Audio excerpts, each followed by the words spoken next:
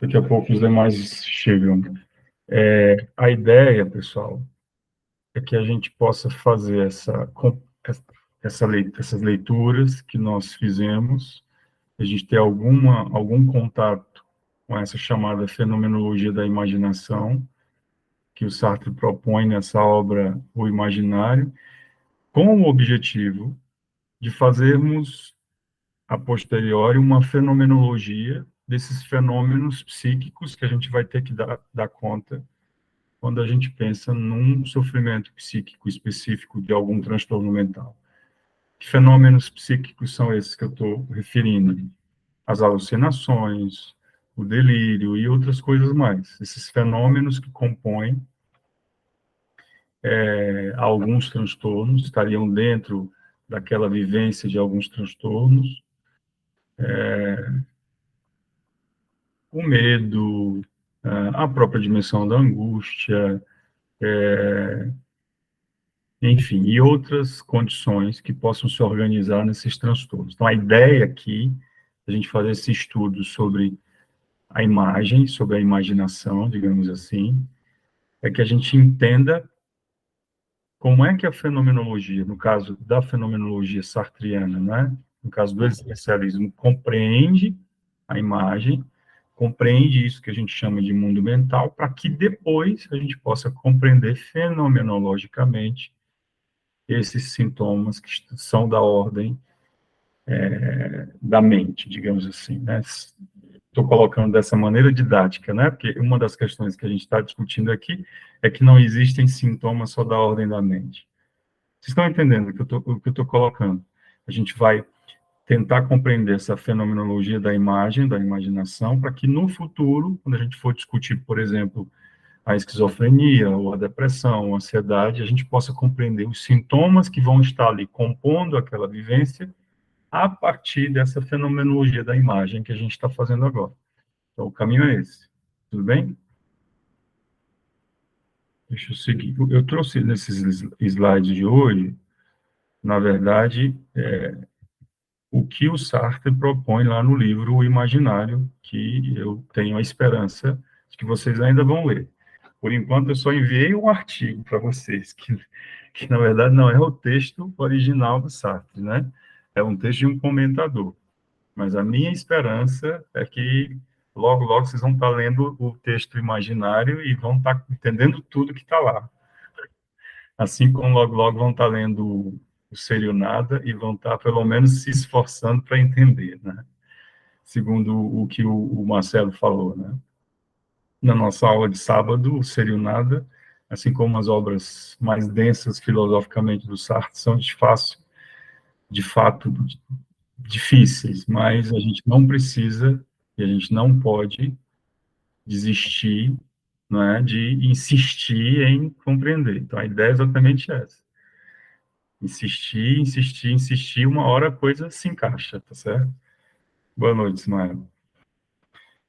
Então, vamos Olá, lá. boa noite. Opa, hoje ele conseguiu falar. Eu estou por aqui. Muito bem. A gente está começando. E os slides que eu preparei são slides que apresentam o texto, o livro, O Imaginário do Sartre, que é a obra a partir da qual esse artigo que eu enviei para vocês lerem foi escrito. Aí ele diz lá, nessa obra de 1940, né?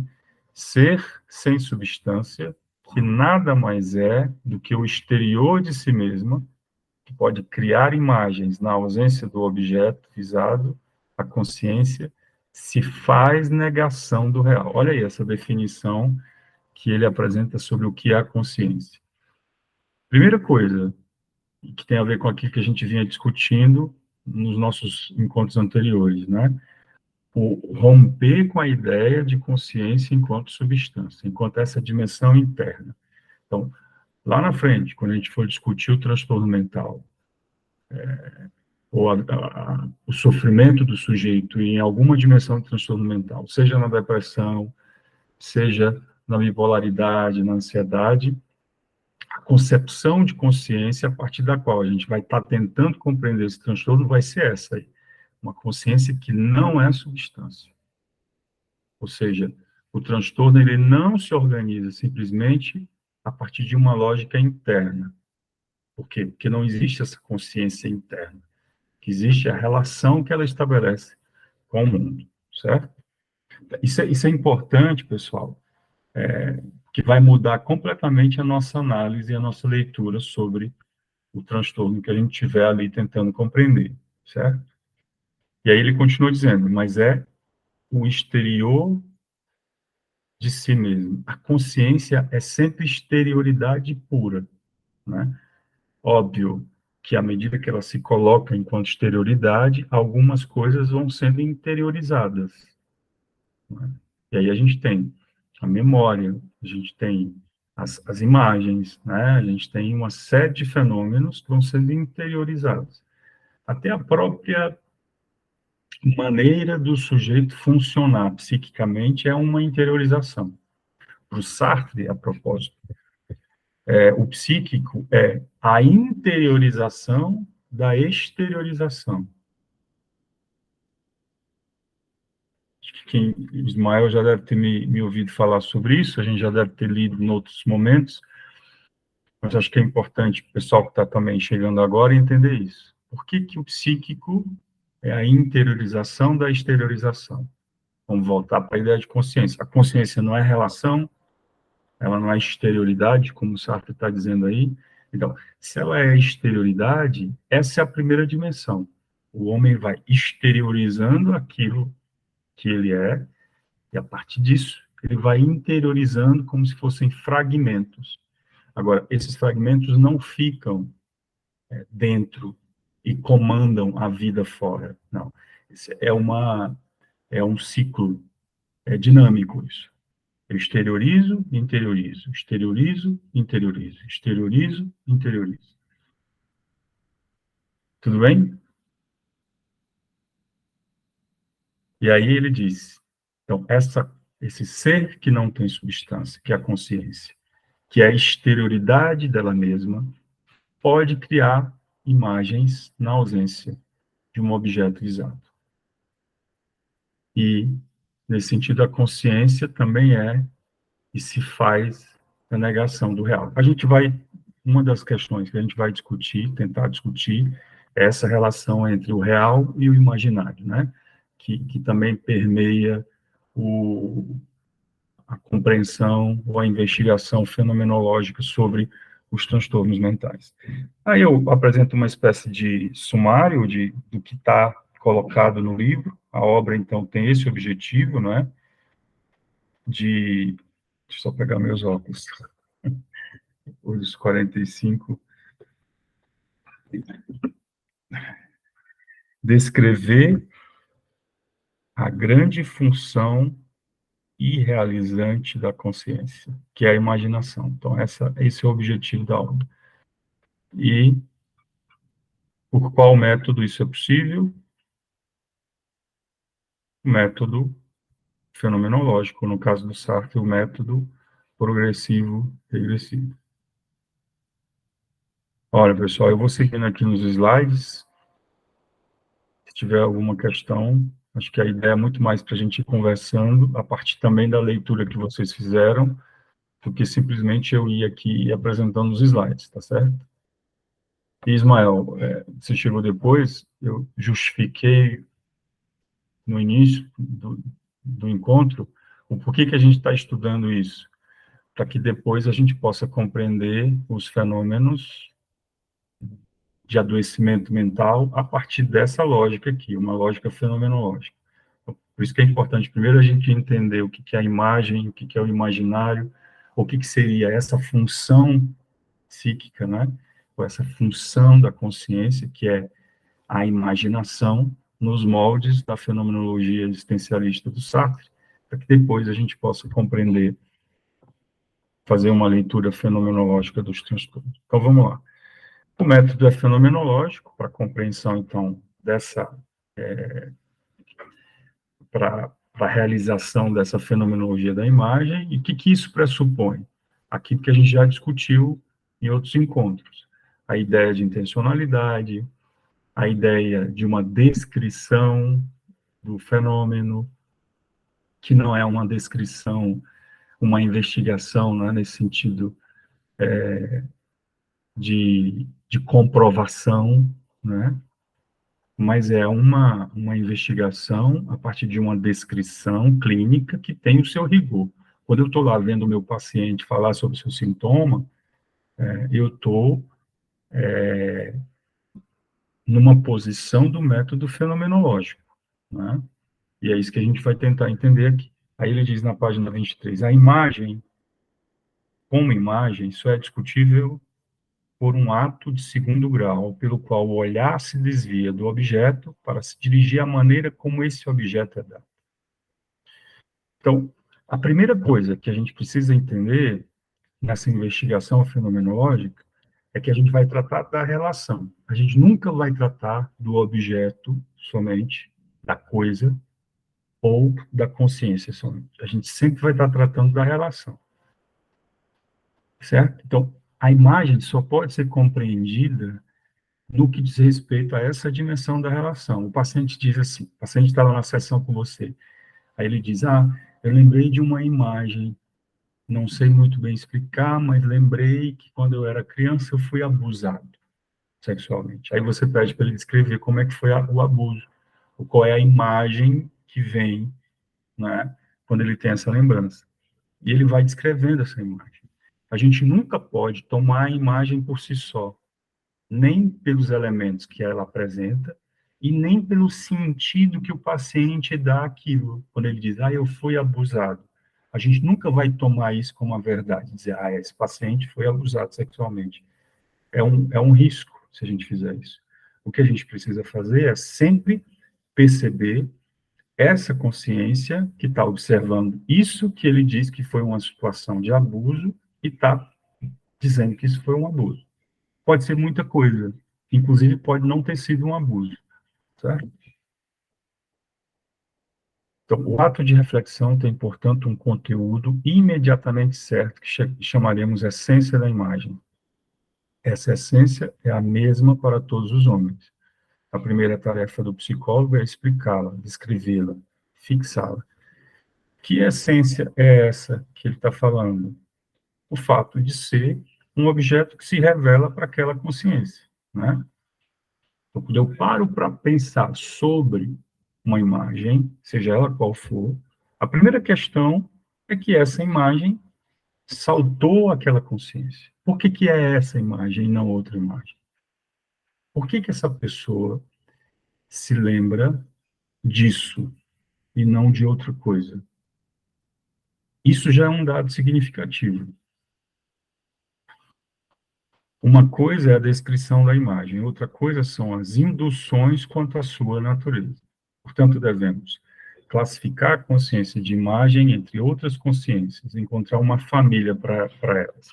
E aí ele vai passar no livro a descrever as famílias da imagem, né?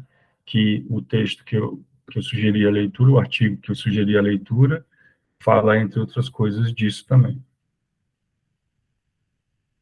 Bom, se quiserem interromper, podem interromper.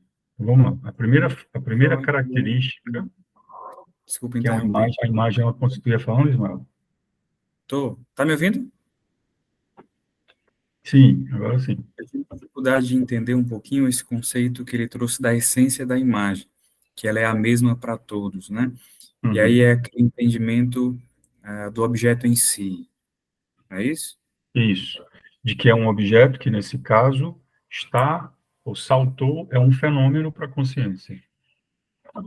Todos nós, independente da nossa, ou com a nossa história, todos nós temos imagens, todos nós guardamos memórias e imagens.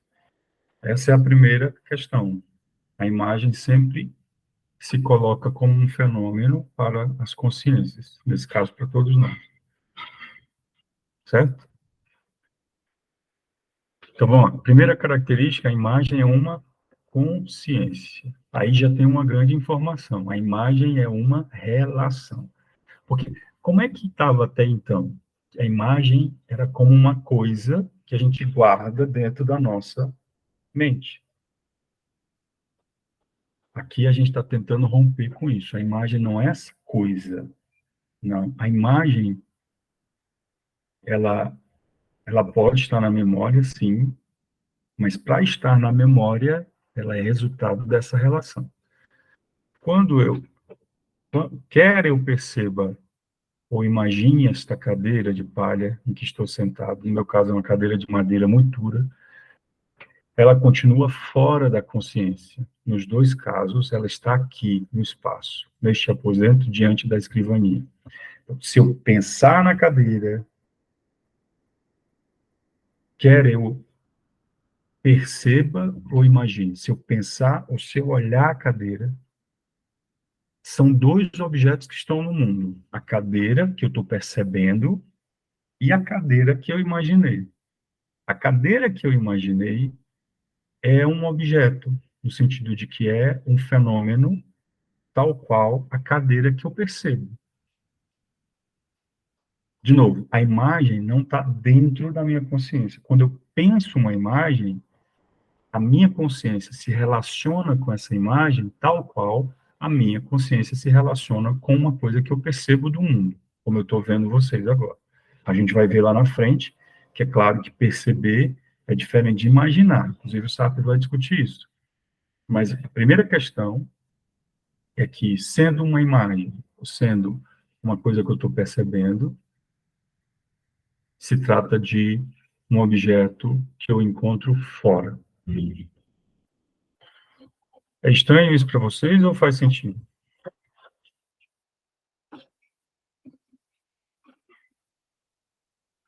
Tem só mais um ponto que acho que tem a ver com isso. Porque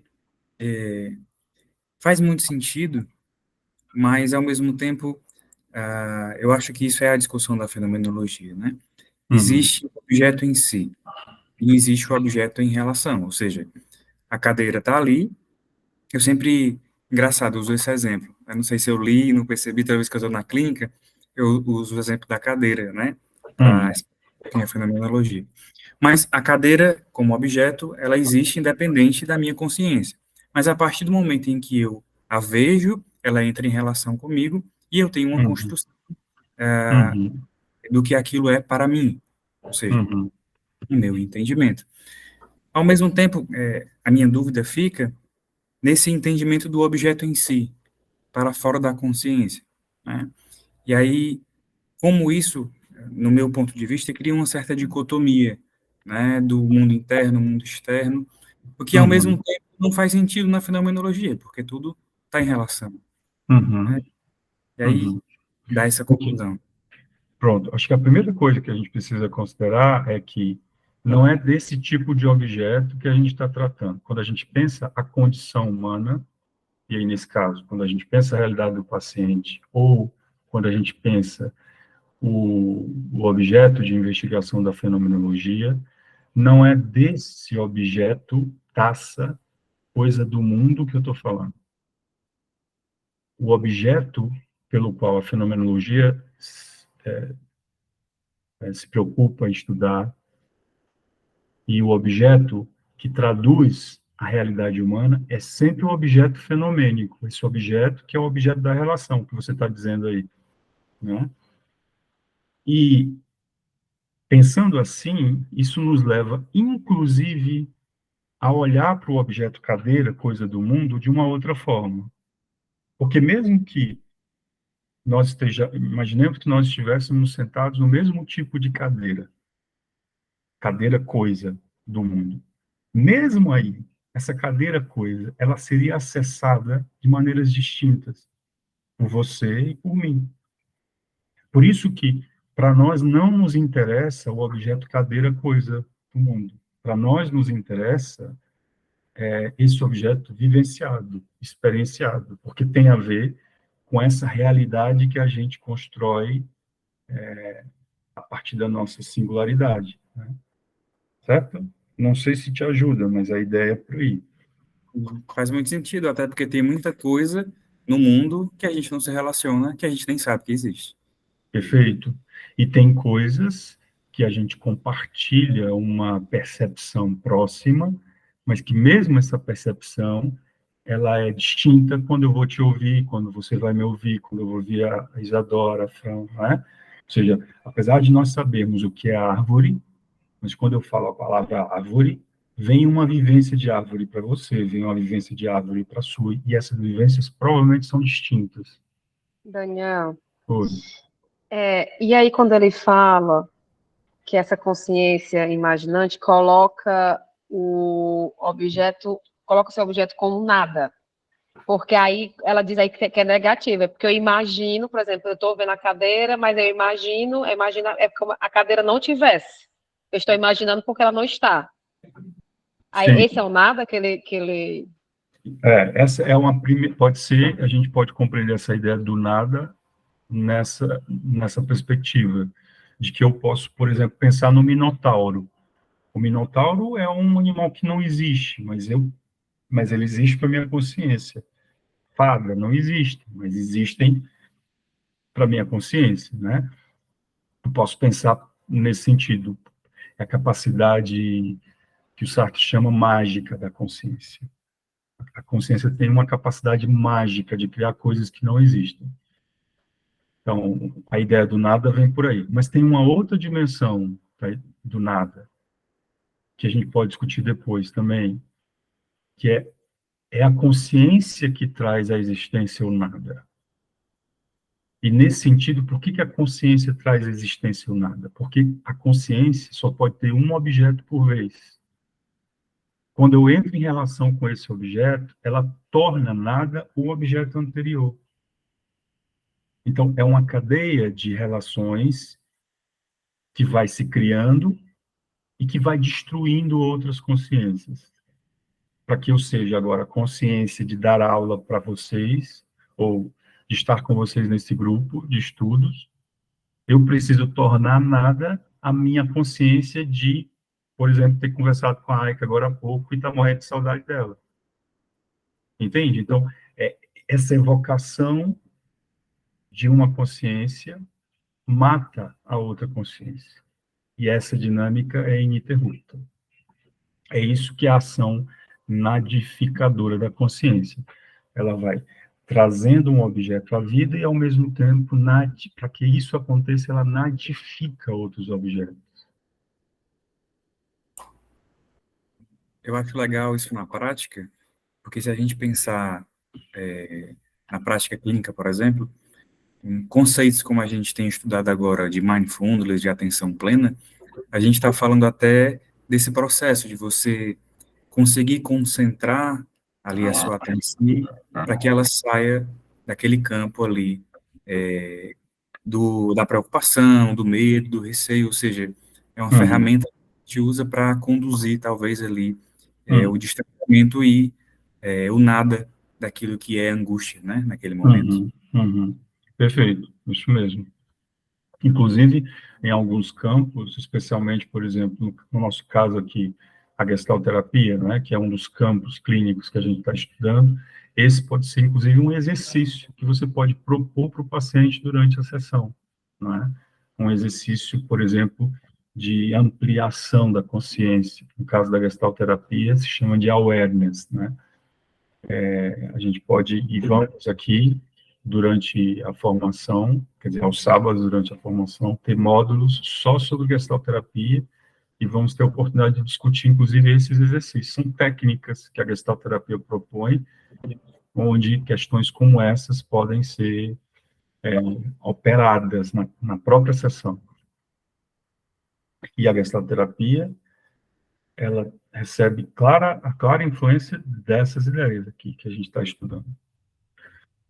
Então, simplesmente a consciência se relaciona com essa cadeira de duas maneiras diferentes, percepção e imaginação. São dois tipos de consciência diferentes, mas são consciências.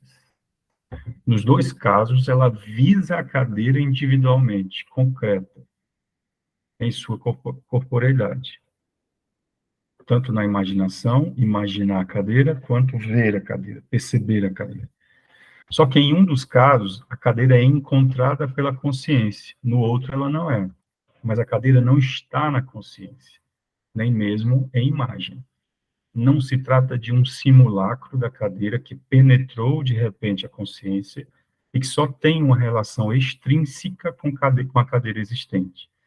Trata-se de um certo tipo de consciência, ou seja, de uma organização sintética imediatamente relacionada com a cadeira existente, e cuja essência íntima é justamente relacionar-se desta ou daquela maneira com a cadeira existente. Olha o que ele está dizendo. Eu acho, cada vez que eu leio e releio, eu me surpreendo com as coisas que o Sartre constrói. Que eu acho isso fantástico.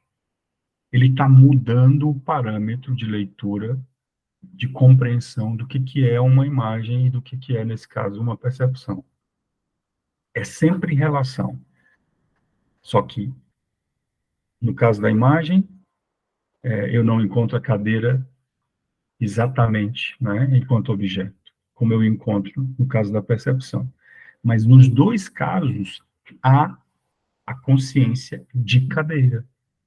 Há uma relação da consciência com esse objeto. Por que isso é importante, pessoal? Olha, ele usa, atentem para a expressão organização sintética imediatamente relacionada com a cadeira existente. Todos os fenômenos psíquicos que a gente vai estudar, o que a gente pode ver o paciente apresentar, são espécies de uma organização sintética imediatamente relacionada com aquilo. Imaginemos, o paciente tem um trauma, seja ele qual for. O paciente tem um sonho, o paciente tem uma memória, uma imagem, tem uma emoção. A emoção é um tipo de consciência. Nesse sentido, ela também é uma organização sintética, porque sintetiza, não é, a relação que se estabelece entre a consciência e aquela vivência. Então, por isso que para eu entender a emoção, ou para eu entender aquele sintoma, eu vou precisar estudar exatamente essa relação. Porque a emoção, a imagem, seja lá o que for que eu estiver estudando, é sempre resultado dessa organização sintética, dessa relação. Ok? De um modo geral, o objeto da imagem não é a imagem. Óbvio. Isso é óbvio para vocês? Não. Por que não é a imagem? De um modo geral, tem a ver com uma outra coisa. Se eu tenho uma imagem, vamos pensar aqui, a imagem da cadeira, diz respeito à cadeira do mundo exterior, mas imaginemos que eu imagine uma cadeira com asas. A imagem que eu tenho dessa cadeira com asas diz respeito a sempre a outra coisa. Lembrem-se que é sempre uma cadeia de consciências. A gente vai seguir e eu imagino... Boa noite, Cadinho. Eu imagino que essas ideias fiquem claras para vocês. A palavra imagem só pode designar, então, a relação da consciência com o objeto. Em outras palavras, é uma certa maneira que o objeto tem de aparecer para a consciência. Ou, se preferirmos, uma certa maneira que a consciência tem de se dar a um objeto.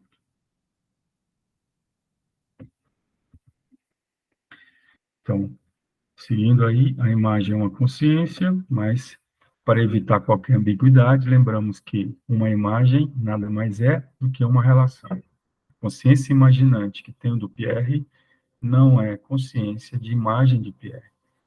Pierre é diretamente alcançado diretamente alcançado. Minha atenção se dirige a uma imagem.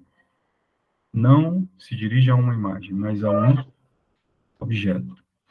E seria um grave erro confundir essa vida da consciência imaginante, que dura, se organiza e se desagrega, com a de um objeto dessa consciência, que durante esse tempo pode muito bem permanecer imutável.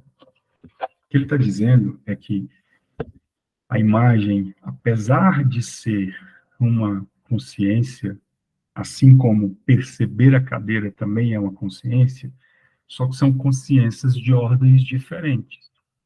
Né? Como tu disseste há pouco, Ismael, a cadeira, objeto do mundo, não depende da minha consciência para existir. E provavelmente, se eu não tivesse aqui nessa sala, essa cadeira existiria. Mas a questão é, existiria para quem? Até a ideia de existir poderia ser colocada em xeque aí. Claro que o objeto, cadeira, não depende, de novo, não depende da minha consciência para existir, mas a minha consciência é que torna o mundo um mundo que tem sentido. Se eu não tivesse aqui, esse objeto não seria cadeira.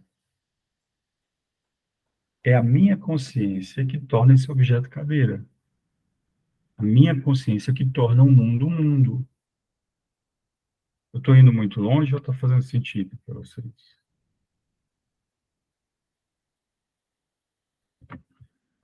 Adora? Tá fazendo sentido, só estou em dúvida em relação a outra coisa que a gente não está discutindo hoje, mas o conceito de redução fenomenológica, porque seria justamente voltar às coisas mesmas, né? Mas se só existe a relação, seria tipo, considerar os objetos como fora dessa relação, e voltar à essência, desconsiderando essa consciência que apreende esse objeto. Eu não sei, estou pirando assim, porque... Faz todo sentido a sua pergunta. E essa dimensão da redução fenomenológica, ela é muito importante em toda a construção do pensamento fenomenológico. E aí eu vou ter que dar um passo atrás e dizer que a redução fenomenológica foi uma coisa que o Russell propôs no início da sua proposta, né, do método fenomenológico, que tinha esse objetivo de, uma vez que eu descreva o objeto, a proposta inicial do Russell era essa, eu posso descrever, até chegar à unidade mais básica, mais constitutiva daquele objeto. Então, a redução fenomenológica seria essa espécie de descrição minuciosa e ininterrupta que eu vou fazendo do objeto, que se manifesta para a minha consciência, até chegar a essa unidade mais básica dele, que seria as coisas mesmas. A ideia ali era que, a partir do método fenomenológico, eu posso encontrar a essência das coisas. Só que isso foi bem no início do pensamento do Russell, que a gente chama do primeiro Russell. Vocês sabem que todos esses filósofos, eles amadurecem o pensamento deles ao longo dos anos. E, às vezes, uma coisa que ele disse bem no início, o final da sua vida, ele refaz, né? Então, esse Russell foi... essa proposta foi feita pelo Russell bem no início do seu pensamento. Logo depois, ele chegou à conclusão de que essa redução nunca é possível. Por que a redução nunca é possível? Porque quanto mais eu descrevo o objeto, sempre vai ter alguma coisa que vai escapar. Sempre vai ter alguma coisa que vai fugir dessa descrição. Então, a redução nunca é completa.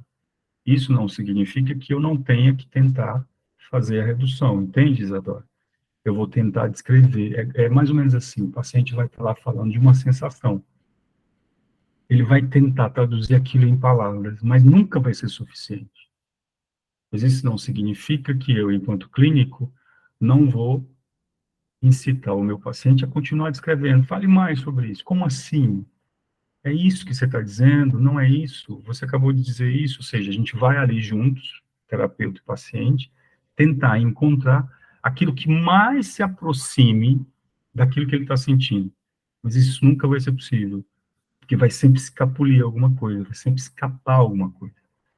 Então, a redução fenomenológica, de novo, seria essa primeira ideia de que seria possível encontrar a essência das coisas, mas não é possível encontrar a essência das coisas. Certo?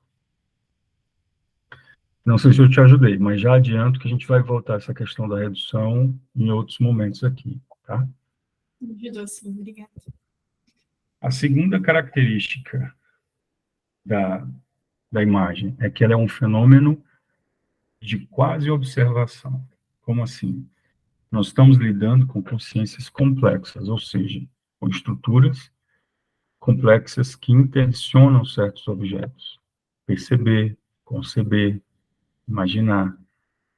Esses são, de fato, os três tipos de consciências pelas quais um mesmo objeto nos pode ser dado. Veja que ele está falando de pelo menos três tipos aí de consciências. Perceber, Conceber seria criar, não é? Imaginar, mas a gente poderia acrescentar outros. Sonhar é um tipo de consciência. Se emocionar é um tipo de consciência. Ok? Tudo isso é um tipo de consciência. Na percepção, eu observo os objetos. Deve-se entender por isso que o objeto, embora entre inteiro na minha percepção, sempre me é dado apenas de um lado de cada vez. A percepção, eu nunca vejo o objeto completamente. Eu sempre vejo partes do objeto. Ele dá, inclusive, o exemplo do cubo, né? Do dado. Eu sempre vejo um lado do dado. Então, a percepção é uma das dimensões que a Gestalt terapia, o que a psicologia da Gestalt estudou e propôs, inclusive, princípios que regem a percepção. Eu vejo simetria, a minha consciência, quando percebe uma coisa, ela tenta organizar essa coisa a partir de alguns princípios. Simetria, qual é o outro? Semelhança. Se eu vejo um conjunto de objetos, quando eu percebo, geralmente a minha percepção aproxima aqueles que são semelhantes. Faço grupos de objetos semelhantes. Tudo isso por quê? Porque a percepção, enquanto uma consciência, ela sempre vai mostrando o objeto por partes. Deve-se entender, se eu já li, não é? É próprio da percepção que o objeto só reapareça numa série de perfis, de projeções. O próprio objeto é a síntese de todas essas visões. Essa é, sem dúvida, a diferença mais nítida entre o pensamento e a percepção. Essa é a razão pela qual nunca podemos perceber um pensamento, nem pensar uma percepção. Por que eu não posso perceber um pensamento? Porque o pensamento é um outro tipo de consciência, diferente da percepção. A percepção, ela sempre visa um objeto que vai se revelando por partes. Assim também como eu não posso pensar a percepção. Trata-se de dois fenômenos radicalmente distintos. Um é saber consciência de si mesmo, o outro é unidade sintética de uma multiplicidade de aparências, que faz lentamente sua aprendizagem.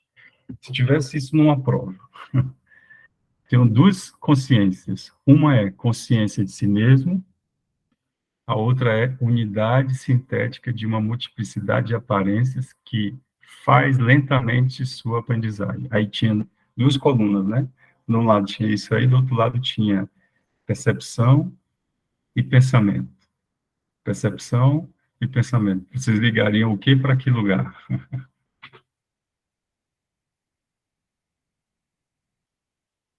Consegue?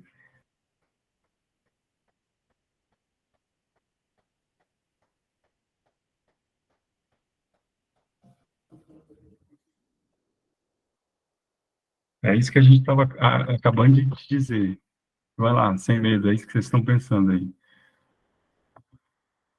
O que é uma unidade sintética de uma multiplicidade de aparências que vai se mostrando lentamente? Isso é uma percepção ou isso é um pensamento? Eu É vou isso aí, chutar a percepção. percepção, é isso mesmo, isso é a percepção. A percepção é assim, à medida que eu vou percebendo, imagine a situação, vou pensar numa situação clínica. Deixa eu dar um exemplo aqui. O paciente entra na sala do seu consultório todo dia durante um ano. Depois de um ano, ele pergunta para você: esse jarro sempre esteve aqui? Eu nunca tinha prestado atenção nesse. Aí você diz: sim, ele sempre esteve aí. Nunca tinha prestado atenção nesse jarro. O jarro sempre esteve lá, mas ele nunca havia se dado conta de que o jarro estava lá. Isso é percepção, entende? À medida que ele vai se expondo àquela sala, que ele vai se permitindo estar ali à vontade, ele vai percebendo algumas coisas a mais. O pensamento é diferente. Por quê? Porque o pensamento é um tipo de consciência sabedora de si mesmo. Como assim? O pensamento sabe o que pensa, em outras palavras, né? O pensamento sabe o que pensa. Às vezes a gente nunca refletiu sobre o que pensa, mas a consciência sabe o que pensa. O Sartre diz que a consciência é translúcida, nada escapa à consciência. Ela é consciência de ponta a ponta. Tudo passa pela consciência, mesmo que a gente não se dê conta disso. Então, vamos lá. Posso manter uma imagem em minha visão pelo tempo que quiser. Sempre encontrarei apenas o que coloquei nela. Você tem uma imagem da sua infância. Essa imagem, ela se dá por inteiro, por completo.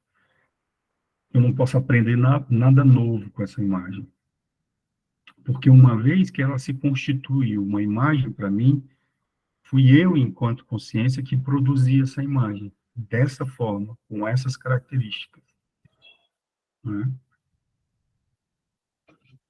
Essa observação é de importância fundamental para distinguir a imagem da percepção. No mundo da percepção, não pode aparecer nenhuma coisa sem que ela mantenha uma infinidade de relações com outras coisas. Mas os objetos do mundo das imagens não podem, de modo algum, existir no mundo da percepção, pois não preenchem as condições necessárias. Por que não preenche as condições necessárias? Porque eu posso imaginar objetos que não existem.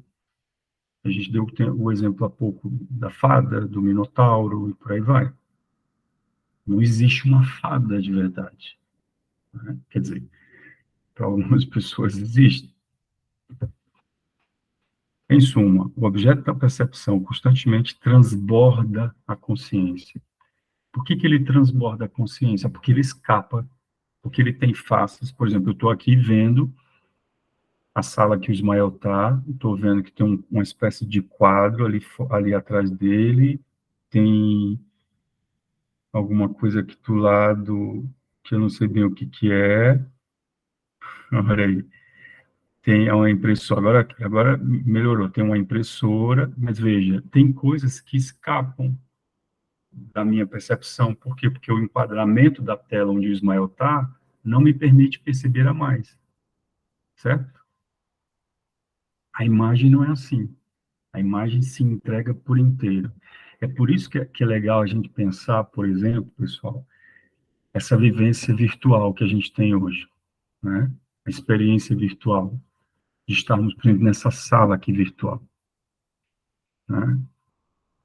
Olha só, quando eu estou na sessão virtual com o paciente, eu tenho ali um enquadramento. Eu só tenho acesso ao que ele mostra nesse enquadramento. Mas a experiência dele de estar comigo na sessão não se reduz a esse enquadramento.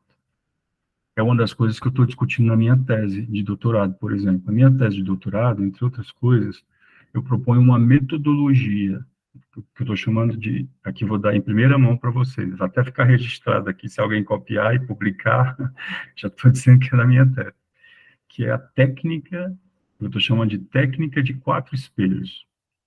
O que acontece na sessão? O que eu estou chamando de 4 espelhos? A gente tem pelo menos 4 posições distintas de vivências numa sessão online, que é a minha vivência propriamente dita, onde eu estou aqui, seria o primeiro espelho.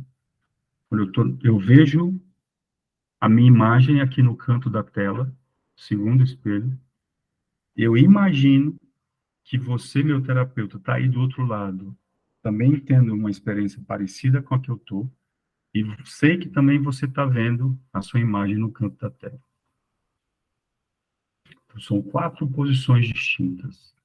Às vezes a gente está conversando com o paciente e o paciente está olhando para a própria imagem dele. Ele está gastando muito mais tempo em olhar para ele, como está o cabelo dele, como é que ele está falando, do que em olhar para mim. Isso não pode ser desconsiderado. na condução clínica. Isso é um elemento importante, que atravessa a vivência dele no momento da sessão. Numa sessão de psicoterapia fenomenológica existencialista, que é a que a gente está discutindo aqui, eu diria que está também para a psicanálise, nada, vou dizer de outra forma, tudo diz respeito à vivência do paciente, ou tudo pode ser considerado para a compreensão da vivência do paciente. Então, quando eu estou aqui na sessão com o paciente e ele fica olhando o tempo todo da sessão para a imagem dele, ou como alguns pacientes meus fazem, eles cobrem a imagem deles.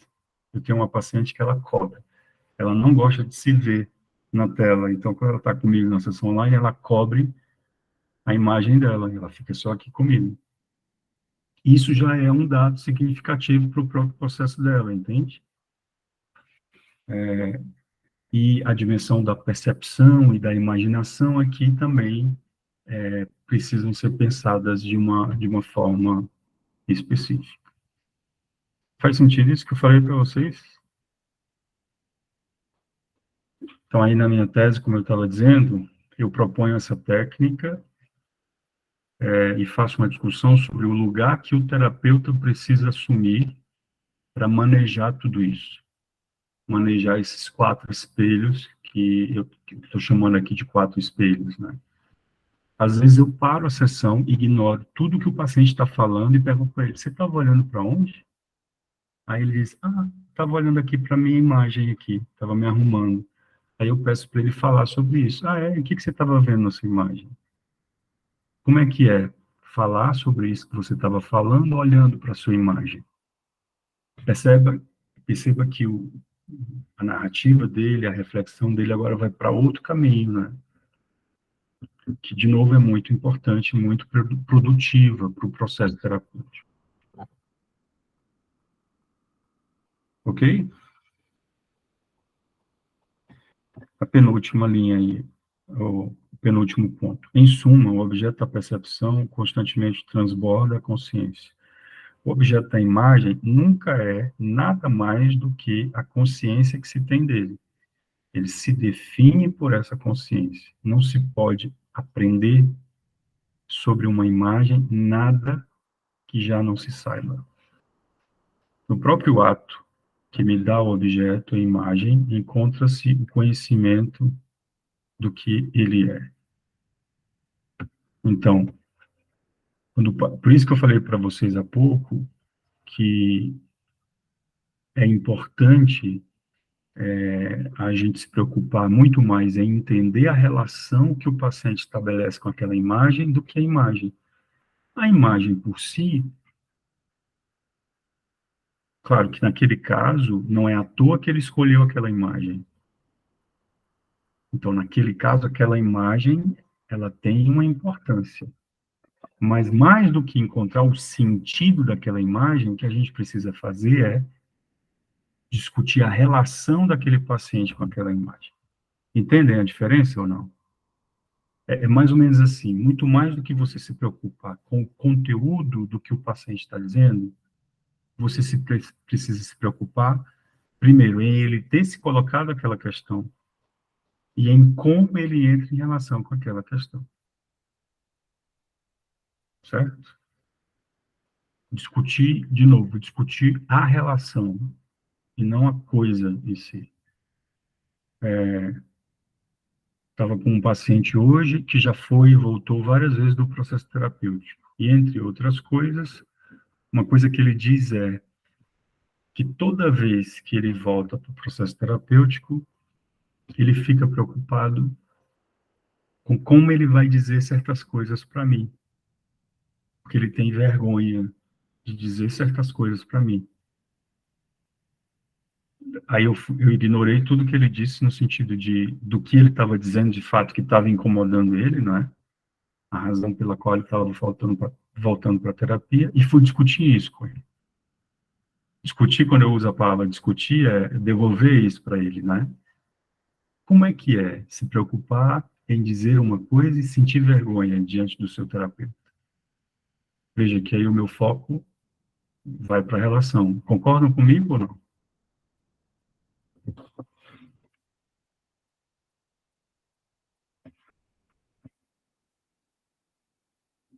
Ah, assim, o objeto na imagem apresenta-se com fotoMI, devendo ser apreendido em uma multiplicidade de atos sintéticos. Minha percepção pode me enganar, mas não minha imagem. Aí eu botei, por isso, alguns sintomas de certas condições de transtornos mentais são tão problemáticos. Alucinação, delírios. Por que são tão problemáticos? Porque o sujeito toma aquilo como real, né? Ele viu a pessoa, ele teve uma alucinação visual, né? Ele viu alguém que já morreu, por exemplo. Não adianta você dizer para ele que ele não viu, não adianta você dizer para ele que é alucinação. Não vai resolver, ele não vai se convencer, porque ele está no outro modo de funcionamento. Em algumas situações, especialmente em crises, né, o melhor é você entrar na jogada, entrar na alucinação. Quando eu digo entrar na alucinação, é acolher aquela vivência. Como era essa pessoa? O que você sentiu quando viu? Do que tentar convencê-lo de que não é real. Não vai ajudar, entende? Nossa atitude em relação ao objeto, da minha poderia se chamar quase observação. Tem alguma coisa errada aí. Nossa atitude em relação ao objeto deve ser da imaginação, poderia se chamar quase observação. Exatamente. Por que é quase observação? Porque diferente da percepção que eu estou observando, né? Eu estou observando o celular. Eu estou dizendo, é um celular que aqui na frente está rachado, a tela está rachada, aqui atrás está assim. Então, estou observando o objeto. É uma consciência, percepção, certo? Estou percebendo e estou descrevendo à medida que olho. A imagem, não.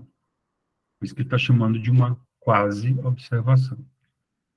Estamos, de fato, colocados em atitude de observação, mas é uma observação que não informa nada. Pois não, Sui? Daniel, eu fiquei pensando agora, se eu trago uma memória, por exemplo, eu estou falando, me veio isso porque hoje foi uma coisa interessante que aconteceu na minha análise, né? Eu trouxe uma memória de uma conversa que eu tive com a mãe, né? E aí, quando eu falo, que fazia muito tempo, sabe, quando eu trago a memória, e aí a psicanalista, né, ela me faz uma pergunta, por que disso agora, né? Aí eu estou tendo uma nova percepção, eu estou criando uma percepção daquela memória. Não sei se eu fiz... Porque tu está falando de pensar a relação, né? Sim.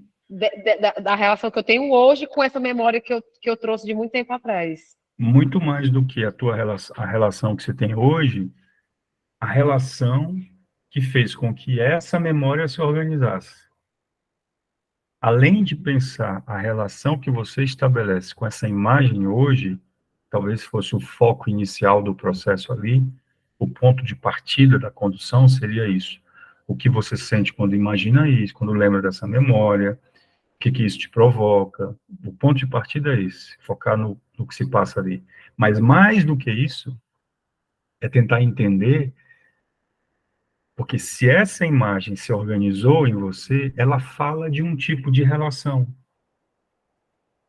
Ela só é uma imagem para você porque ela se organizou a partir de uma tomada de posição sua enquanto consciência com aquela vivência que você teve lá com a sua mãe. Entende, Sui? Não. Percebe a diferença ou não? Imagina assim, ó. Tu tem uma imagem da sua mãe. Essa imagem, ela só é essa imagem porque em algum momento se organizou algum tipo de relação entre você, sua mãe e aquela situação que você viveu, que fez com que essa imagem se organizasse enquanto imagem dessa forma. E toda vez que tu lembras dessa imagem, é como se tu estivesse atualizando essa relação que tu estabelece com aquela vivência, com a tua mãe, com essa memória aí que você tá. Então, quando a terapeuta, analista, Pergunta, por que isso agora? Ela está tentando, em primeiro lugar, a partir desse dado que tu traz, que é um dado sobre a relação que tu estabeleceu com a tua mãe, fazer com que você se posicione, que no caso daqui da psicologia existencialista, a gente chama de consciência posicional de si. Você tome um posicionamento diante dessa consciência e que você construa coisas, sentidos, impressões, para que aquilo, de algum modo, te ajude no sofrimento, porventura, que você está tentando desvendar aí, Ismael.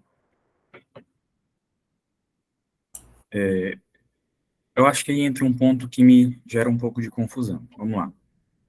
A partir do momento que eu me lembro de algo, ou seja, que eu acesso essa imagem, eu estou me relacionando com ela. Uhum, E nessa relação também eu vou construir algo novo, uhum, né, que vai, e talvez seja isso que seja importante uhum, evidenciar naquele momento. Mas, quando tem, a gente, e aí estava no slide anterior, né, essa ideia da imagem como algo, pelo menos eu entendi assim, como algo concreto, ou seja, eu não consigo criar nada de novo nela, né? E, ao mesmo tempo, nessa minha relação com a minha memória, eu posso construir, e aí na minha percepção, né? Quando eu estou narrando essa memória, eu estou construindo uma memória totalmente diferente daquela imagem. uhum, uhum.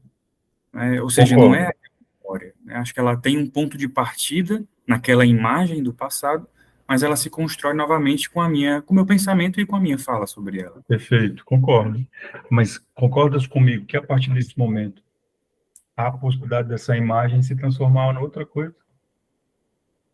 Já aconteceu, eu imagino, com você, e quem aqui vai começar os atendimentos agora vai ver, logo, logo vai esbarrar com uma situação assim, ou talvez na sua própria análise, você vai lembrar de uma cena, e para você a vida toda foi isso. Aquela cena era o meu pai colocando um pedaço de maçã no prato para eu comer. Você passou a vida inteira pensando que a imagem era essa.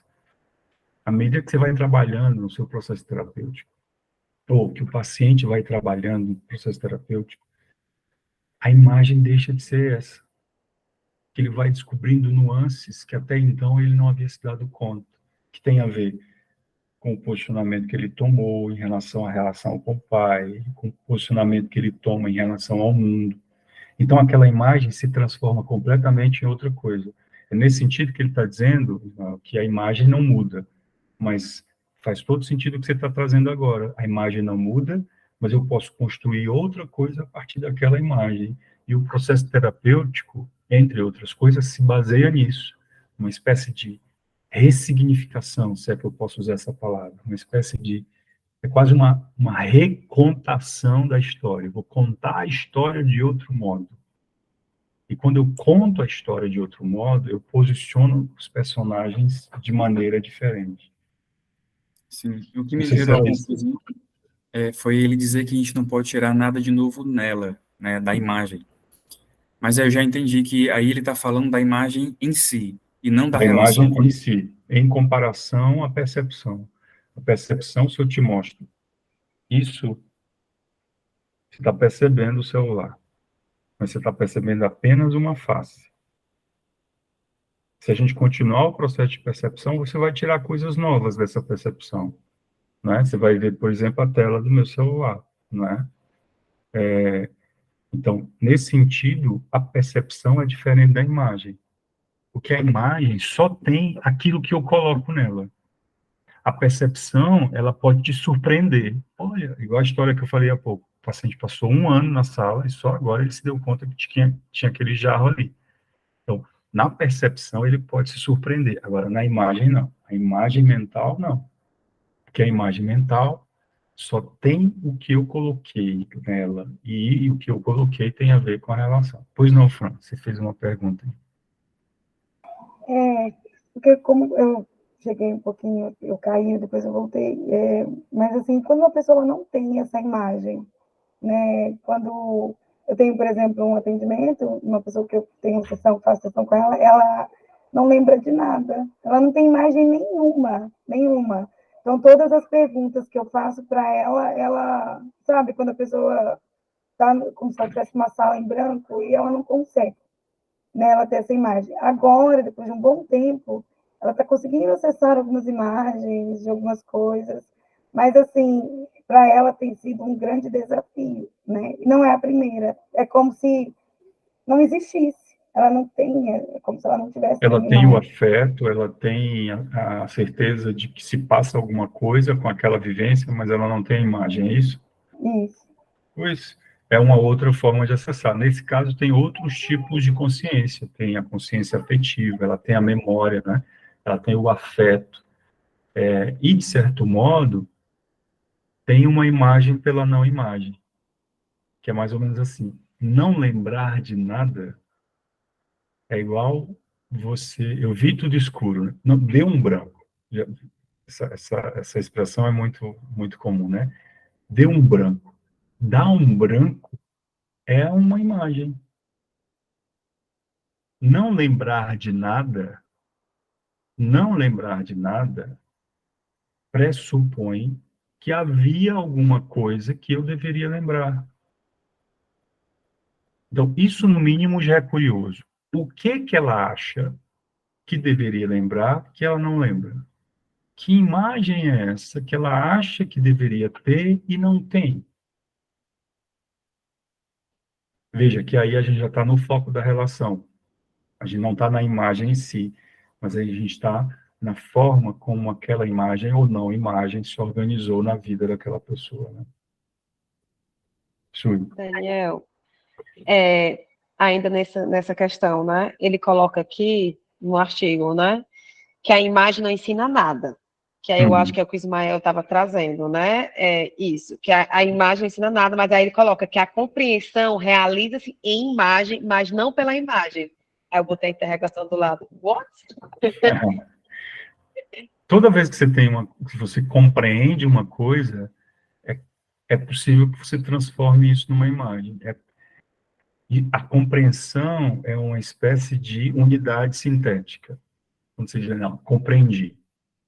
Como se você fizesse um resumo daquilo, você deu uma forma a isso, como a gente chama na Gestalt terapia, né? Eu fechei a Gestalt. Já ouviram essa expressão?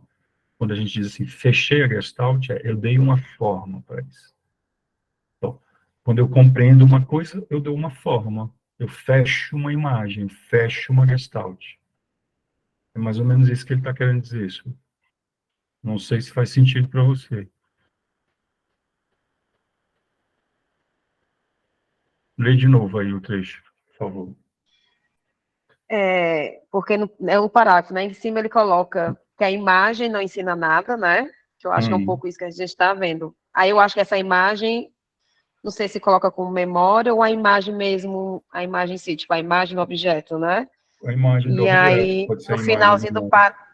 aí no finalzinho ele fala sobre intencionalidade, aí no final do parágrafo ele coloca, assim, a compreensão realiza-se em imagem, mas não pela imagem. Aí eu acho que eu fiquei, porque às vezes são coisas que são tão parecidas, mas a diferença é só nesse em e o pela, né? E não pela. Por que a compreensão não se organiza pela imagem? Porque a imagem é o que é. A gente nunca vai encontrar nada novo nela. Quando eu compreendo alguma coisa, eu acrescentei uma coisa que eu não tinha antes. Antes eu pensava que era isso, agora eu compreendi, eu acrescentei uma coisa nova. Entende? Por isso que eu não posso compreender a partir da imagem, porque a imagem é o que é. Eu posso transformar aquela vivência numa outra imagem, que é o caso do exemplo que o Ismael deu há pouco. Que talvez seja, inclusive, pessoal, um dos processos que a gente busca tanto na análise quanto na psicoterapia, que é quebrar as certezas dos pacientes. Os pacientes chegam, especialmente os neuróticos, né? Os pacientes, o que eu estou chamando de pacientes neuróticos? Os pacientes que estão na zona da normalidade. Eles chegam com muitas certezas. Geralmente, eles são as vítimas, os outros são os algozes.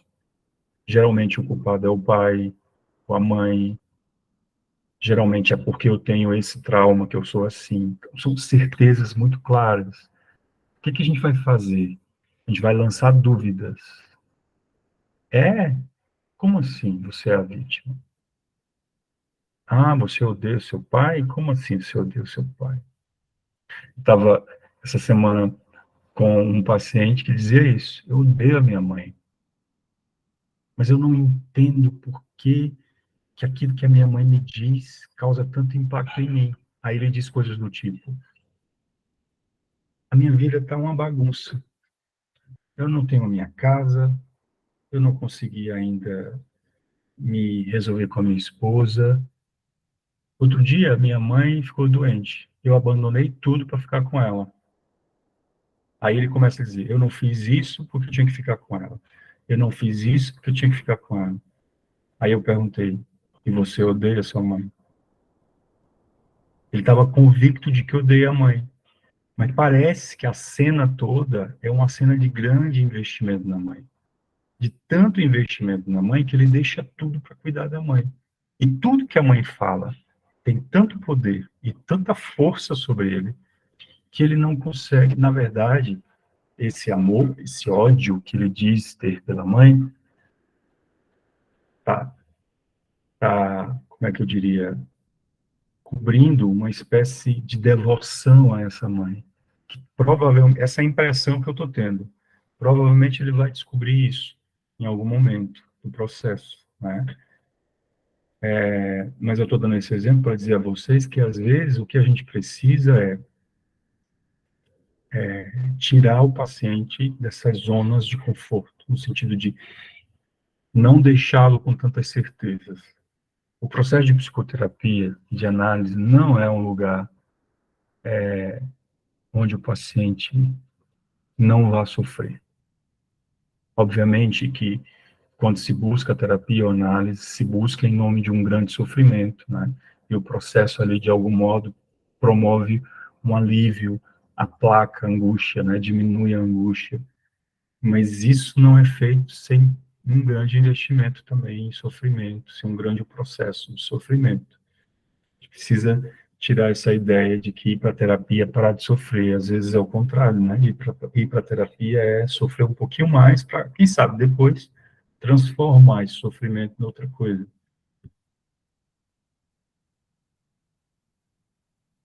Então, estamos de fato colocados, ok, na imagem, de fato, uma determinada consciência se dá em determinado objeto. O objeto é, portanto, o relato de um determinado ato sintético. Nunca esqueçam essa expressão, essa vai ser muito importante para todo o nosso estudo. Ato sintético, síntese, é uma outra expressão que a gente vai usar muito aqui, inteligibilidade.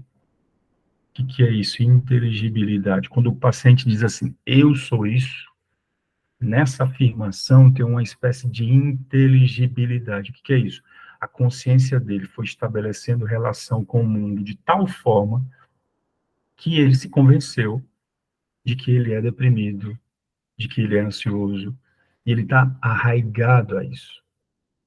O movimento dele existencial se dá de forma a que ele sustente essa verdade. Por isso que a gente chama de inteligibilidade, certo?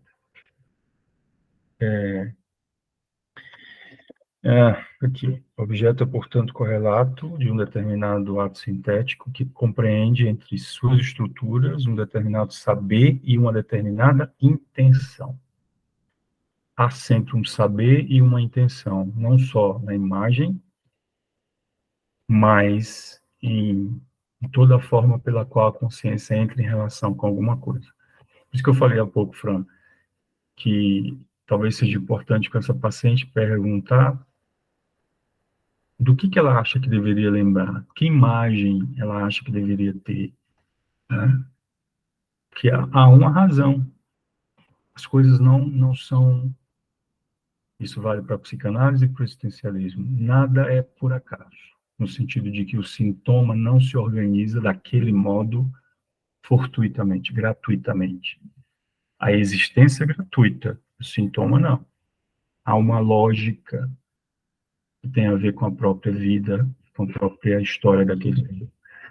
A intenção está no centro da consciência. Intenção aqui, lembre-se, é intencionalidade, é relação.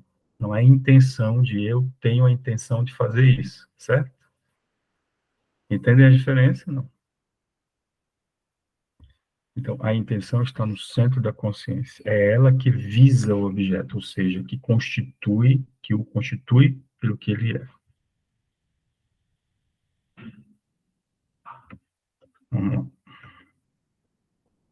De novo, o fenômeno da causa da observação, o objeto como imagem é, portanto, contemporâneo da consciência que tomo dele. Por que contemporâneo? Ele é co-originário, ele surge ao mesmo tempo. E ele é exatamente determinado por essa consciência. Não contém nada mais do que aquilo que tenho consciência. Mas, inversamente, tudo que constitui minha consciência encontra seu correlato no objeto.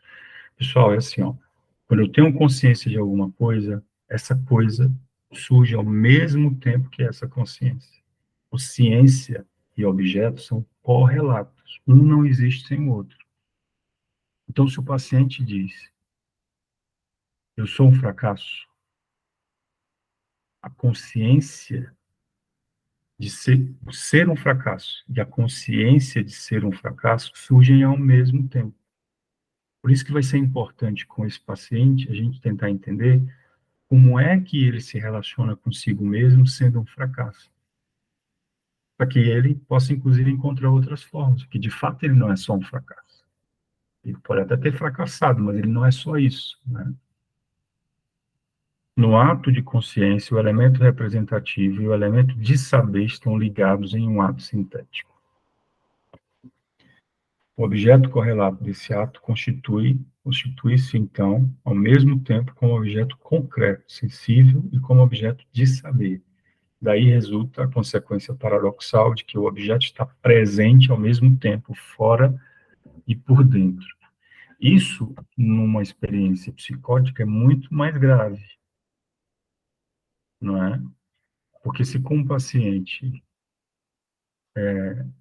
que não é psicótico, ou seja, que não está fora da realidade, eu consigo travar um diálogo que o leva a questionar aquela maneira de ser consciência daquilo que ele é consciência, com um paciente psicótico, ou seja, o paciente que está em surto, ou o paciente que funciona fora da realidade, isso não vai ser possível. Certo? O objeto que se move não está vivo, ele nunca precede a intenção. Olha, isso é muito importante, isso parece elementar, mas é muito importante. Um objeto, ele nunca vem antes da intenção. Imaginemos, eu tenho um pavor de rato. Não é o rato que é um animal peçonhento. Peçonhento? Não, peçonhento é a cobra, né? Enfim, um, um animal asqueroso por si só que me provoca esse pânico. Não, não, não.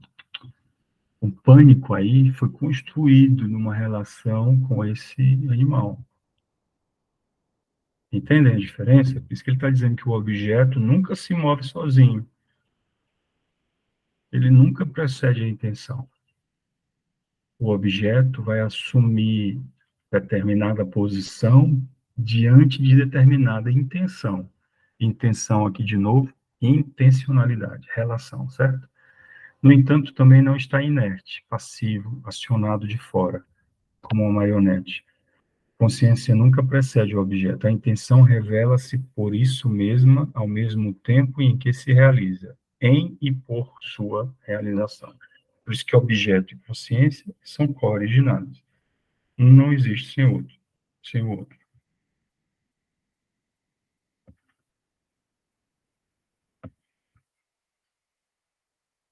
Olha isso, o nada aí. Terceira característica da do imaginário, né, da imaginação, a consciência imaginante coloca seu objeto como nada. Por quê? Toda consciência coloca seu objeto, mas cada um à sua maneira. A percepção, por exemplo, coloca seu objeto como existente. Eu percebo essa garrafa. Eu percebo que estou triste. Eu percebo. Então, a gente coloca o objeto como existente. A imagem encerra também ela um ato de crença, ou ato posicional.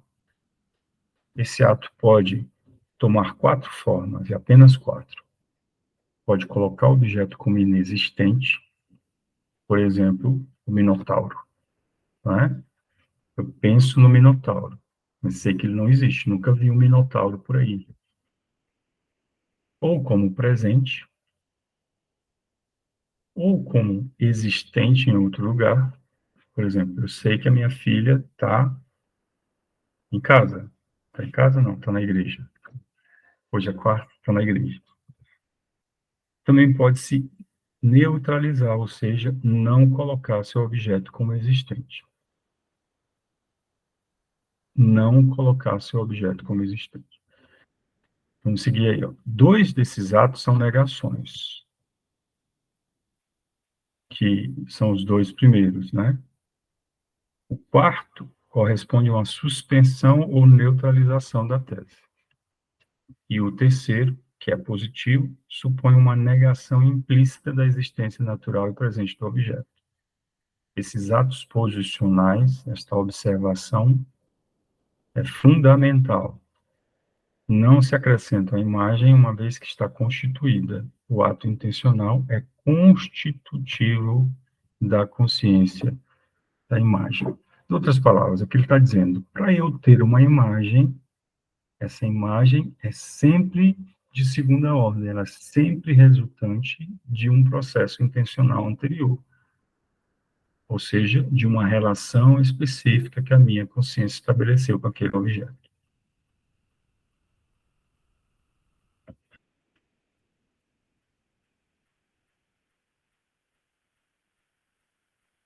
Por um lado, de fato, a percepção coloca a existência de seu objeto. Por outro, os conceitos do saber colocam a existência de naturezas constituídas por relações e indiferentes à existência em carne e osso dos objetos. Pensar o conceito de homem, por exemplo, é não colocar nada além de uma essência.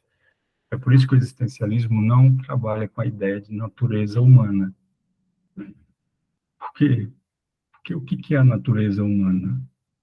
A natureza humana não existe dentro de nós como uma coisa que nos faz ser humanos.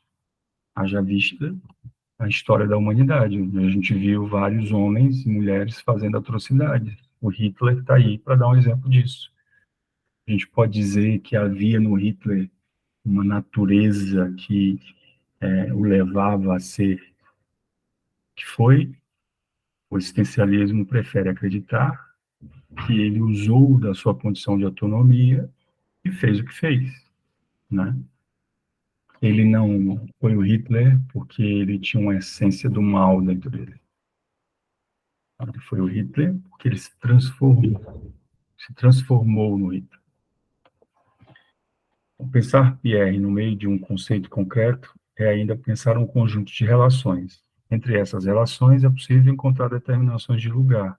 Pierre está em viagem, em Berlim, mas essas determinações acrescentam um elemento positivo à natureza concreta Pierre. Elas nunca têm o caráter privativo, negativo dos atos posicionais da imagem. Do contrário, se a imagem de um morto que eu amava me aparece bruscamente, não há necessidade de uma redução para que eu sinta um choque desagradável no peito. Esse choque faz parte da imagem. É a consciência direta de a imagem dar seu objeto como um nada de ser. Veja a diferença aí, né? No último exemplo, que é o exemplo do morto, que ele está dizendo, aquela imagem daquela pessoa que eu amava, né, morta, já traz em si mesma todo o conteúdo do sofrimento que diz respeito a não tê-la mais comigo, né? Mas imaginemos, pensar alguém que nesse caso não está morto, né? Pensar alguém, que é o exemplo que ele dá aí do Pierre, ter a imagem do Pierre vivo, ou desse amigo, ou desse parente vivo, posicionar esse objeto num campo mais aberto, né? Há toda uma discussão que o Sartre faz muito profunda sobre a morte, ou sobre o luto, que é muito interessante, e que em algum momento a gente vai tentar discutir aqui, quem sabe, quando a gente for discutir a ideia do luto patológico, né? Mas, pessoal, deixa eu parar um pouquinho, deixa eu ver só quantos slides ainda tem aqui.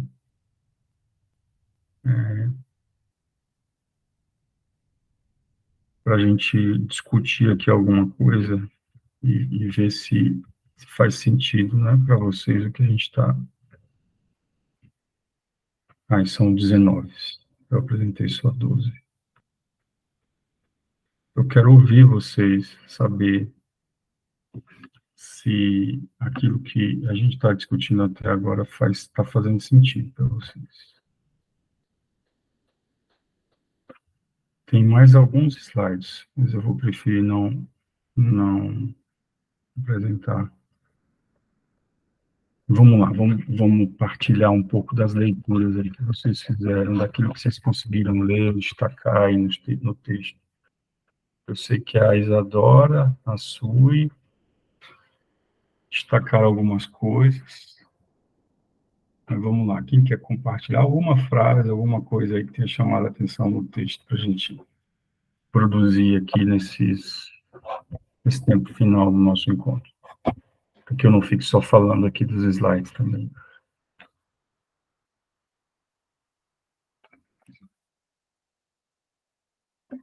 Vai lá, Sui, começa. Você marcou tanta coisa naquele texto. A preferência é para os psicólogos aí, formação, Isadora, por favor. Vamos aprender, né, Sui? Que eu estou querendo aprender. Não, ela não vai, né? Mas eu vou pegar aqui só um do desejo, do artigo, né? Porque eu tentei fazer uma ligação para o desejo do Freud, eu não sei se eu estou pensando certo, né? Porque aqui ele coloca o desejo enquanto forma de consciência, como se fosse, né? E aí, nas minhas inícios de leituras, né? O desejo está nesse lugar de pulsão, como se estivesse ligado, está ali no inconsciente. Eu fiz essa leitura. Só para saber se eu estava fazendo a comparação certa. Olha, tudo aqui vai ser consciência.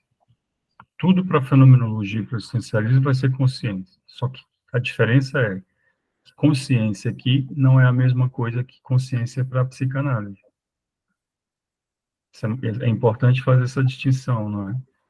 Para a psicanálise, a consciência é a reflexão, é ter consciência de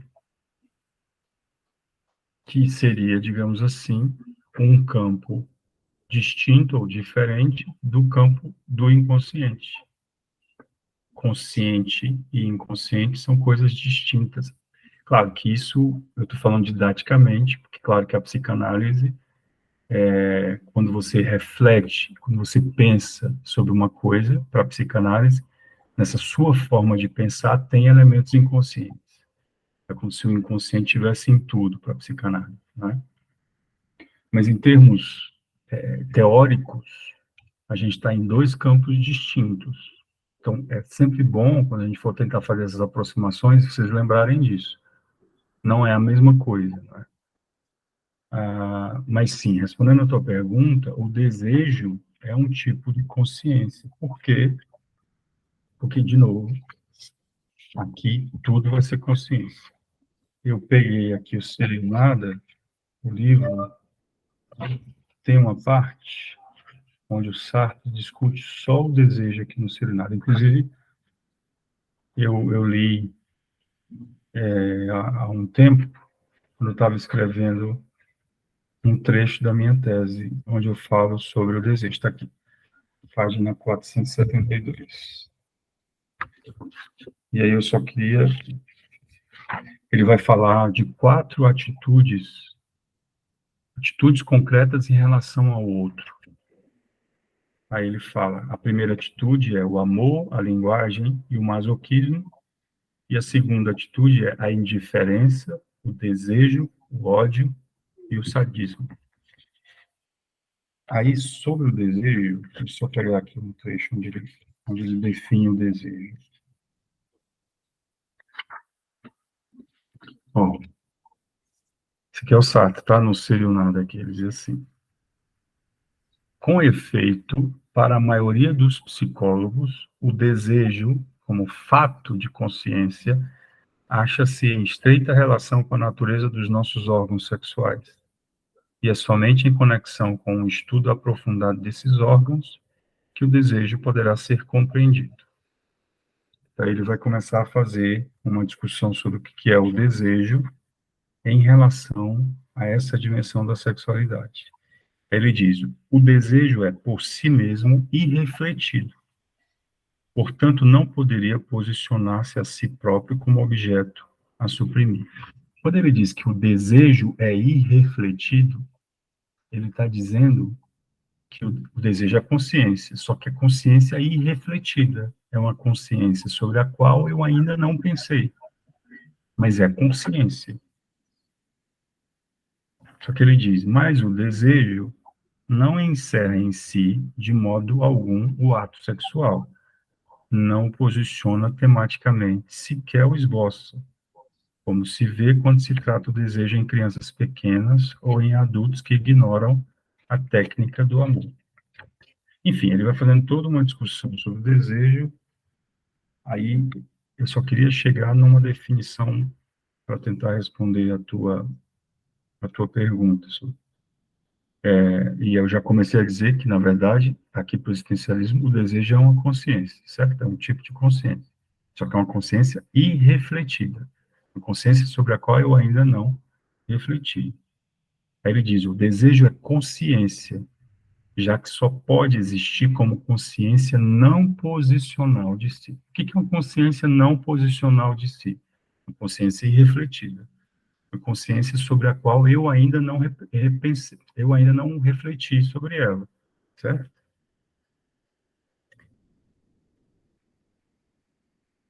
Aí ele define o desejo como uma turvação. Pense numa água turva, uma água meio suja, meio... O Sartre deseja mais ou menos isso. Se estabelece ali uma relação, mas é uma relação turva, ou seja, uma relação que eu não compreendo muito bem como é que se dá. Se duvidar, um dos trabalhos da terapia é elucidar essa água turva, né? E, nesse caso, o desejo tem íntima relação com vivências psicofísicas, psicossexuais, digamos assim, com a dimensão da sexualidade.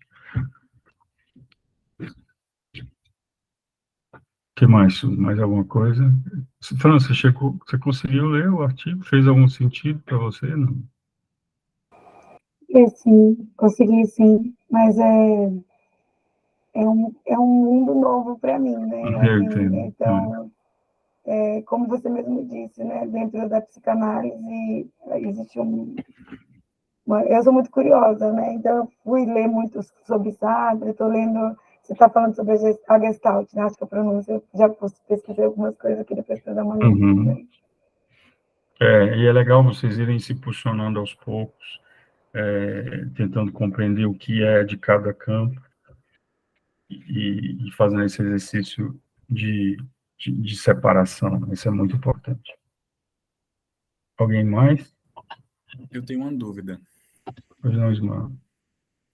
Como você estava falando do exemplo do Hitler, e agora quando você falou da questão do desejo e do instinto, né, ali da lógica da produção do órgão sexual, eu me lembrei de uma aula que eu tive na especialização em neuropsicologia, e o professor ele colocou um paralelo com o Hitler também, por isso me remeteu, a ideia do Hitler enquanto um sociopata, né? E aí, quando você trouxe essa ideia dele enquanto escolha, né, me gerou uma dúvida, que é esse entendimento, porque enquanto eu olho da fenomenologia, eu entendo que ele vai se relacionar com a sua estrutura física e a partir disso se estabelece uma relação onde ele tem liberdade. Uhum. Mas quando a gente vai pensar no aspecto neurológico, enquanto um sociopata, e aí a gente não tem ainda uma certeza sobre isso, mas uma sugestão na qual o sociopata tem dificuldade de acessar algumas regiões do cérebro, né? Então, como a empatia, a amígdala, ou seja, e ele vai ter ali uma certa condição neurológica, ele também já perde a sua capacidade de escolha, né? Ou seja, ele vai ter uma redução disso. E aí, de forma alguma, tentando defender o Hitler ou nada do gênero, mas ali naquele momento ele vai ter uma limitação enquanto à sua liberdade para quanto à sua condição física, né? E aí, quando você falou, me deu uma certa sensação de transcendência nessa relação, como se nessa relação consciente ele pudesse ter algo para além disso, né? Alguma construção para além disso. Não sei se eu viajei um pouco nisso. Sim, eu não, acho que ótima a tua pergunta. Na verdade, quando a gente fala de escolha, aqui no campo do existencialismo, tudo é escolha, não é? Vocês lembram daquela frase, até não escolher é uma escolha, né? Agora, isso não significa que é uma escolha refletida, ou que uma escolha da ordem do campo volitivo, né? Para usar aqui uma expressão da neuropsicologia. A volição seria essa capacidade de tomar decisões, né? Capacidade que pode ser localizada em determinada região do cérebro. No existencialismo, a escolha não tem necessariamente a ver com eu optar entre A e B. É claro que ao fazer a escolha eu opto entre A e B, mas essa ação da escolha, ela não necessariamente precisa ser uma ação volitiva, deliberada. Eu quis fazer isso, eu quis fazer aquilo. Mas mesmo aí, será uma escolha. O Sartre que diz isso no existencialismo é o humanismo, que quando eu escolho para mim, eu escolho para a humanidade inteira, no sentido de que quando eu escolho, eu tenho um ato no mundo, eu torno aquilo possibilidade para quem quer que seja, né? E a gente pode pegar aqui vários atos. O próprio ato do Hitler, quando ele escolhe fazer aquilo com os judeus, ou antes disso, quando ele escolhe ir em busca dessa raça pura, raça ariana, não é? Ele apresenta isso enquanto possibilidade para o mundo inteiro. A gente pode aqui entrar em discussões como essa, de que haveria ali nele uma constituição que comprometeria valores, que compromete valores socialmente reconhecidos como morais, não é? A dignidade do outro, por aí vai, uma incapacidade de se colocar no outro, mas aí é outra questão, é uma discussão talvez mais psicológica mesmo, no sentido de uma psicologia mais empírica, de uma neuropsicologia, estudos que pudessem ali justificar o porquê que aquela pessoa agiu daquele modo, né? Classificando num campo que seria aí, nesse caso, a psicopatia, a sociopatia, né? Mas mesmo aí, a leitura que a gente faz a partir do existencialismo é que há uma dimensão de posicionamento da consciência. Pode não ser um posicionamento refletido, deliberado, volitivo, mas é um posicionamento, logo é uma escolha. Então, a gente sempre fala escolha na perspectiva de um posicionamento existencial da consciência, né?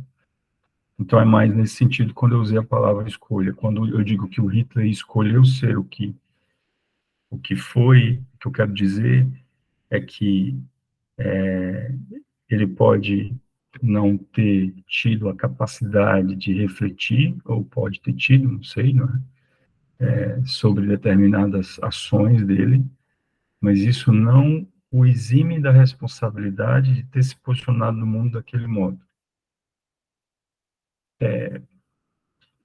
Intencionalmente, a noção de intencionalidade, né? De ter entrado em relação com o mundo daquele modo que ele entrou. com o objeto raça ariana, com o objeto judeu, com o objeto mulher, com o objeto... Não sei se faz sentido para vocês, né? Faz, mas eu acho que ainda conserva esse entendimento dessa transcendência, né, da consciência, num movimento, e eu acho que também faz sentido dentro da fenomenologia isso, mas de um olhar onde, veja, o que ele escolhe, independente das razões, chega ao mundo, né, ou seja, Uhum, faz o que ele faz, independente uhum, das razões. E aí, eu coloquei esse paralelo muito porque quando eu estava vendo a questão você falou do surto psicótico, né, hoje eu tive uma paciente que ela, um atendimento online, e a gente estava ali com suspeita de um transtorno bipolar, ela uhum, tinha um surto, né, e aí ela teve outro, então ela estava em surto. E aí, a fala que você colocou foi bem importante, e aí vai me ajudar bastante, que é essa lógica de entrar na narrativa dela, mas me leva a pensar nessa intencionalidade das escolhas que ela faz, né? Agora ela está fazendo escolhas e falando coisas que a gente precisa desconsiderar, né? uhum, uhum, Então, aí eu acho que essa ideia da gente olhar para isso, e claro, quando o Sartre vai trazer, ele não vai trazer nessa perspectiva, né? Ele vai trazer uma perspectiva ali desse entendimento dessa liberdade, ou seja, dessa... uhum, E aí quando eu falo da transcendência, é esse olhar para a própria liberdade, que às vezes existem essas determinações, mas uhum. aí eu acho que a transcendência, quando eu trago, é da própria consciência, ou seja, dela se relacionando com aquela limitação, ela ainda assim tem uma escolha. Perfeito, isso, exatamente, a dimensão da relação. E a noção de transcendência aí que você traz faz todo sentido, já estava lá no Russell, que a consciência é transcendental no sentido de que ela é sempre uma relação com alguma coisa que ela não é. Por isso que é transcendente, o objeto da consciência está sempre fora dela, não é? Então, a lógica, a ideia de transcendência aqui é nesse sentido. E quando você faz ou traz esses exemplos, faz todo sentido mesmo, no que diz respeito é uma coisa com o qual esses sujeitos aí, ou os sujeitos, a consciência desses sujeitos se relaciona com essa coisa que está fora, né? E por isso há um posicionamento da consciência. E é desse posicionamento que a gente está falando quando a gente usa a expressão escolha. Porque poderia ser um outro modo de se posicionar, mas é esse. E é esse porquê, é esse naquela conjuntura social, naquela condição biológica, naquela condição genética, há toda uma situação a partir da qual aquele posicionamento se organiza naquele sujeito, naquele momento histórico específico. E tem uma outra dimensão sobre a escolha. A escolha pressupõe responsabilidade, porque a responsabilidade aqui não está pé e passo com a culpa, no sentido de ele fez o que ele quis, né? Mas é no sentido de habilidade, como a gente falava no sábado, habilidade para a resposta. O sujeito é sempre responsável, para o existencialismo, o sujeito é sempre responsável. Por quê?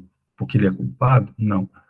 Que ele tem habilidade para dar respostas. As respostas são várias, mas ele escolhe uma. Poderia ter sido qualquer outra, mas ele escolheu aquela. E ele sempre vai escolher uma resposta. O sujeito sempre vai escolher. É isso que nos torna sujeitos para o existencialismo. A nossa habilidade, a nossa capacidade de escolher, de poderia dar essa resposta, mas eu dei outra. No caso do Hitler, ele poderia, com essa mesma condição, não é, que algumas teorias chamam de psicopatia, sociopatia, ter dado uma outra resposta. Por que foi essa? Essas configurações históricas que talvez sejam importantes a gente estudar, inclusive na história dos nossos pacientes também. Perfeito, faz muito sentido. Mas alguém, acho que a Katsumi não pode falar. Pode, Katsumi? Acho que não. Então é isso, pessoal. Vamos encerrar por aqui, que eu estou sentado numa cadeira de madeira. Passo quase mais de 12 horas sentado nessa cadeira. Olha, até desenvolvi, vou parar aqui a gravação. Acho que desenvolvi algum tipo de